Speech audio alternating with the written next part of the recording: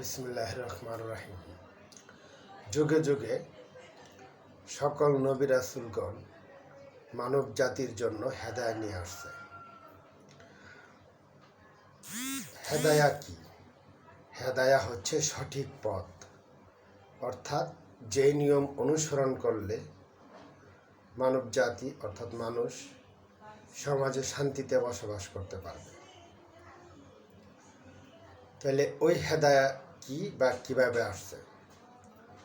যখন নবী রাসূলগণ আসছে, আইসা ওই মানুষকে বলছে, হে মানুষ সকল, তোমরা বলো লা ইলাহা ইল্লাল্লাহ, তোমরা জান্নাতে চলে যাইবা। তো ওই মানুষগুলা যখন শপথ করলো যে লা ইলাহা ইল্লাল্লাহ অর্থাৎ কালেমা পড়লো, তারপরে তার কাজ কি ছিল? অর্থাৎ তারপরের কাজটা হলো নবীর কাছে বায়াত নেওয়া, অর্থাৎ নবীজি কাছে ঐক্যবদ্ধ হওয়া। তারপর আল্লাহর তরফ থেকে আসা যে আদেশ দেয়, এই আদেশ শোনা, এই আদেশ পালন করা, হিজরত করা, জীবন এবং সম্পদ দেয়া, আল্লাহর রাস্তায় জিহাদ করা, অর্থাৎ আল্লাহর দেওয়া জীবন ব্যবস্থা প্রতিষ্ঠা করার জন্য সর্বাত্মক চেষ্টা করা। এইটুকু হচ্ছে হেদায়া। আদম আলাইহিস সালাম থেকে নিয়ে সকল নবী রাসূল এই নিয়মটার ভিত্তিতে তার জাতিকে উঠাইছেন। শেষ নবীর বেলা ঠিক একই।